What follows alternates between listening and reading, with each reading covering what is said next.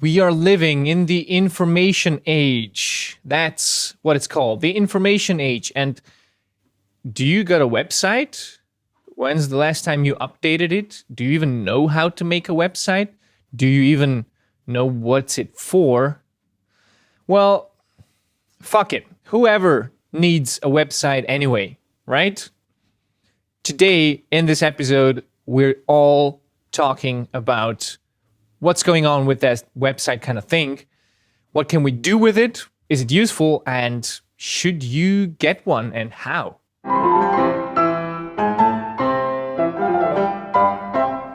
Hello and welcome to the Artful Maestro Podcast. I am your host, Nenad Leonart, and we are here to check out all the different things that we need to know as classical musicians in the 21st century.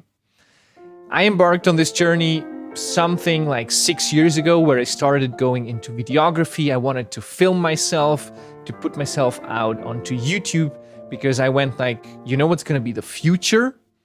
The digital stage. They're kind of trying to set the digital stage so anybody from all over the world can actually go there and reach anyone who has internet access. How cool was that? So I started on that journey 6 years ago. I learned to do video production. Then I went into social media. Then I actually grew my profile in the niche of historical keyboards to be the largest profile worldwide with over 70,000 subscribers. I'm really happy that it all worked out. I had quite some troubles along the way. It was tiresome. There were struggles. There were things I didn't know how to do. I had to learn them. I had to develop myself. I had to talk to experts, spend quite some money to get to the knowledge and get the gear that I wanted. And today, I'm in a place where I felt like my original goal was to spread the classical music that I'm playing to as many people as possible in the world. And then I thought to myself, what if I helped actually other classical musicians go out there and spread their music in an effective way as well? Then we have many more people all across the world listening to much more classical music. And that is one of my goals, one of my main goals. I think classical music is so beautiful, so valuable, and so rich that it is a pity that we have been kind of losing it in the past couple generations, and it's kind of been going out of fashion. So let's make it a thing where we know how to communicate, where we know how to find new fans, where we know how to get connected with new people and keep it for the future generations. There's quite a few popular creators out there that are managing this on a large scale, which I find absolutely inspiring and amazing. And I hope to have them very soon as guests on this podcast as well, so that we can learn from them and that we can see how they look at the world, what their motivation is, and what wonderful things they have been up to.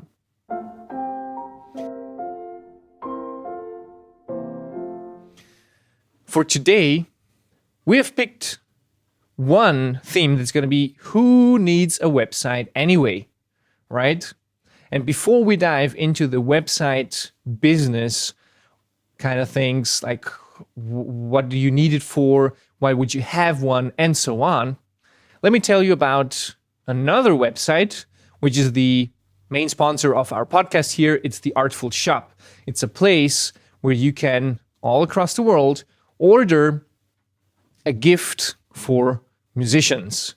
These are mugs, these are t-shirts, these are blankets that are all music themed, kind of done with a very nice flair, and that you can use for yourself or to buy it for someone. And if you use the code ARTFUL5 at checkout, you are getting a 5% discount. By buying there, you're supporting also this podcast and me, Nenad Leonart, the host, so that I can continue creating this content. Thanks for your support. Thanks for checking out the Artful Shop. And let's dive into who needs a website anyway.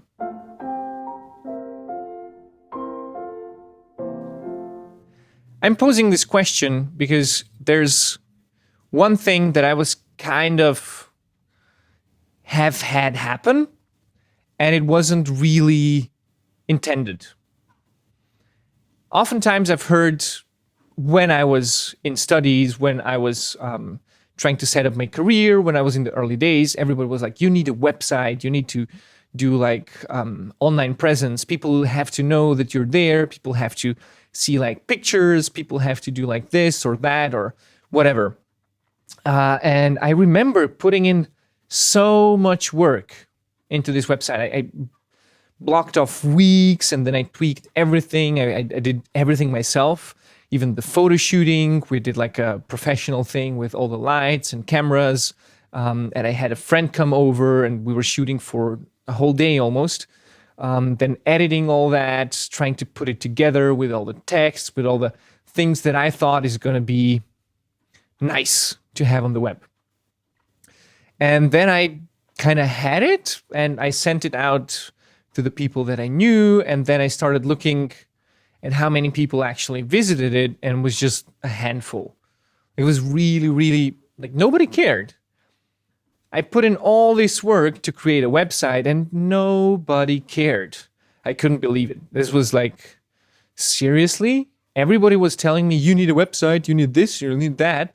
And then they don't even care. So that was kind of crazy. And it was probably one of the reasons that when I started my business as a videographer, because I went into filming, and I started also filming music videos for other classical musicians. I first started out doing it for myself, but then I did it for others as well.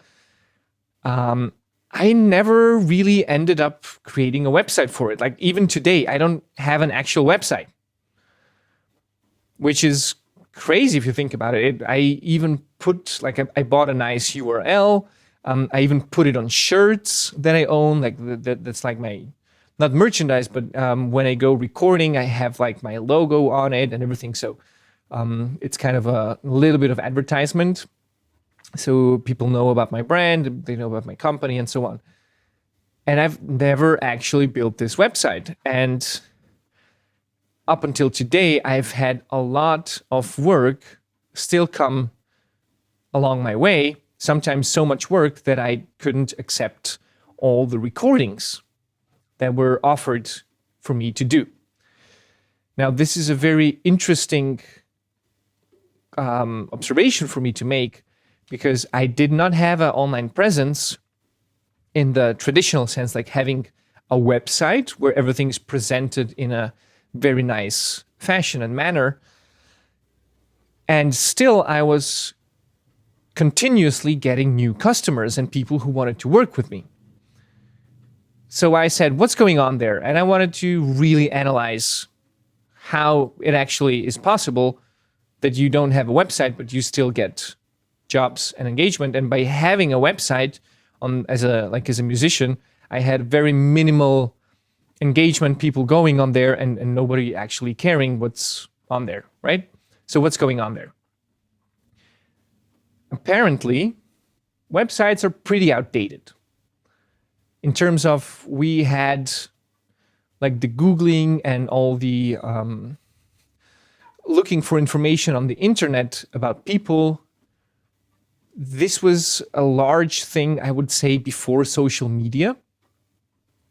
So today, usually when you want to find out who somebody is, you either go on Wikipedia if they're like really famous, or you try to find their social media profile and check them out.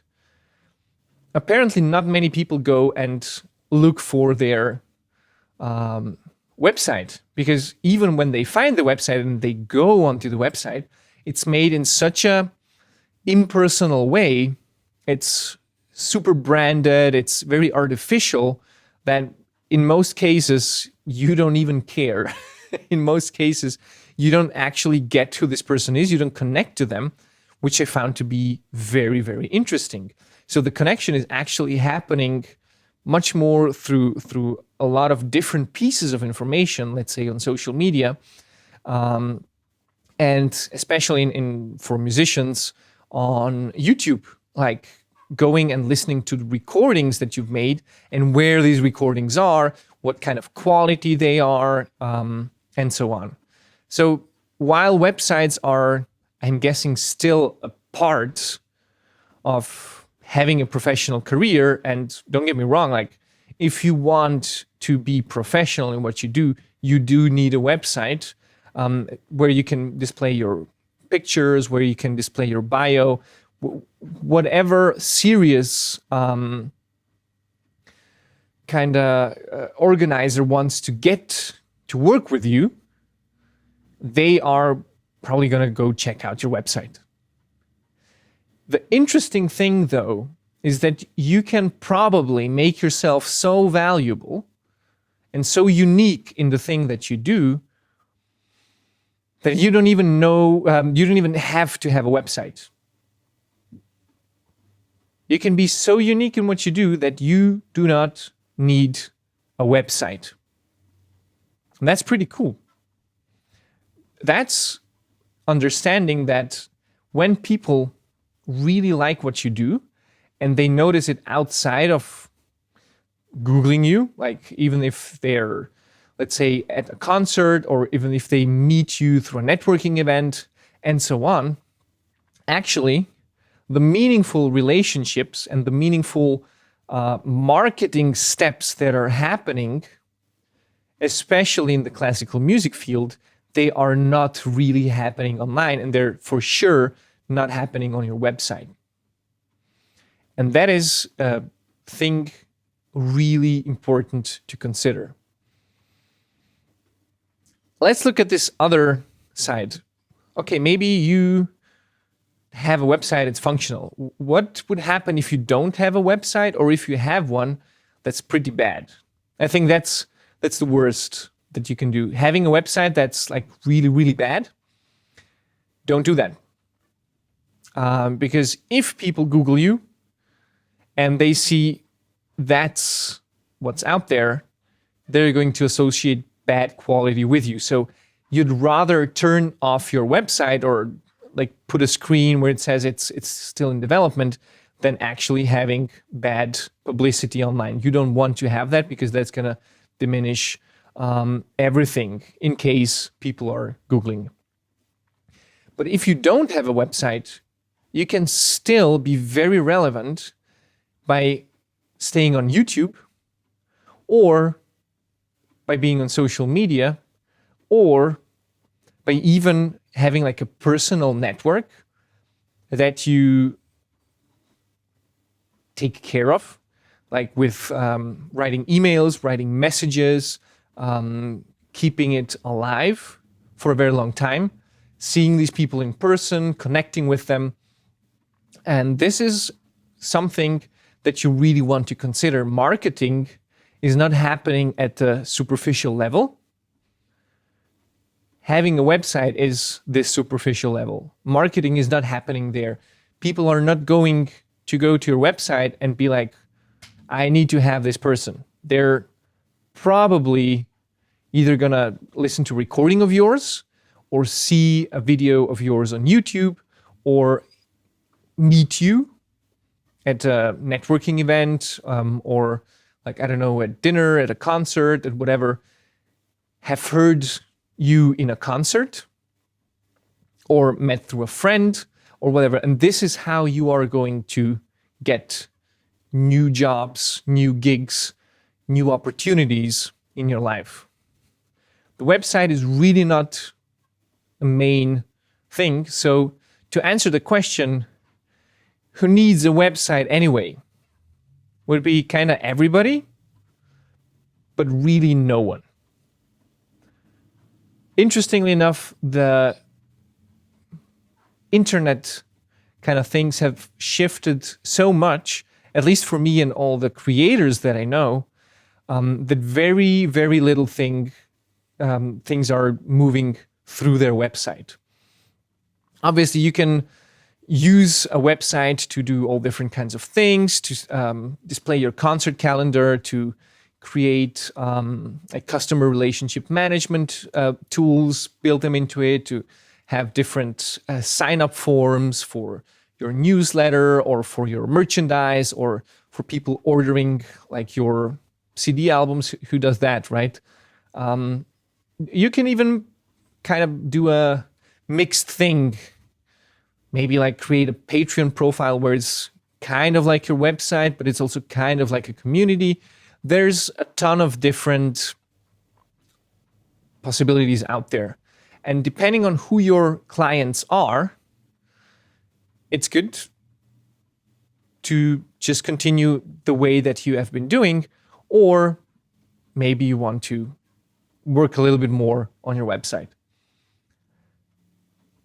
With every person that I work with one-on-one, when I have clients in my coaching programs, we look at all their internet presence, like everything that's out on the web, how they present themselves, is it congruent, what are the steps leading to each other? Because sometimes you also want to understand that not everything that you do is relevant. So as I've brought the example with my website, I put in so much time for basically no one going on there. What's going on? So maybe you want to invest the most time into the things that people are using to contact you with. And it's very easy to find out like how. You can just like ask them, how did you find me? How did you find my referral? Who referred me? How did you get my address? And so on. And that's a very easy thing to do. Also, again, keep it probably simple. If you don't want to invest super much time into having a website, you can create a very, very simple page with only the basic information in a very quick time, and that people can still contact you through there if you feel like, oh, that's something that I want to have happen. And you don't need to do like a crazy elaborate project with, 20 sub-pages and a blog connected and sign-up forms and whatnot. But you can do just like a very basic thing as well. Today also simplicity is valued because we all have shorter and shorter attention spans. So the clearer and simpler and more aligned to your brand the website is, the better. Having said all that, I'm really curious what you think. Is a website something that you would do? Or is it something that you can push off more into the future once it's really, really necessary? These might have been some more challenging ideas that are not necessarily accepted in the classical music world, but I don't really care about what's accepted or not. When you know me, you know that I care much, much more about what works and what doesn't. And I've done a lot of mistakes in the past years of doing stuff that somebody told me would work and that it didn't. So here's me telling you what actually works and what doesn't. And I'm really curious of how that resonates with you and what you think about that. Do let me know in the comments or do shoot me an email. This is very, very interesting for me always to find out what you think is valuable to you so that I can tailor my content accordingly. Also, if you have some questions around your online presence or you want to talk to other people that are also in the same kind of business, we have a community that's called the Artful Maestro Inner Circle. And if you haven't joined yet, go and join now. There you can go inside, you can check out what other people are doing, how they are thinking, how they are moving on with their online presences. You can post the link to your website and ask for feedback, what they would improve, what they would like, and you can also give feedback to them and contribute to the community so it becomes larger and larger and we all become more successful as musicians. Having said that, I thank you for tuning in. I hope that you got a lot out of these episodes. There's been some new thoughts, some new things putting out there. Curious to know how they land with you. And see you in the next episode. Take care.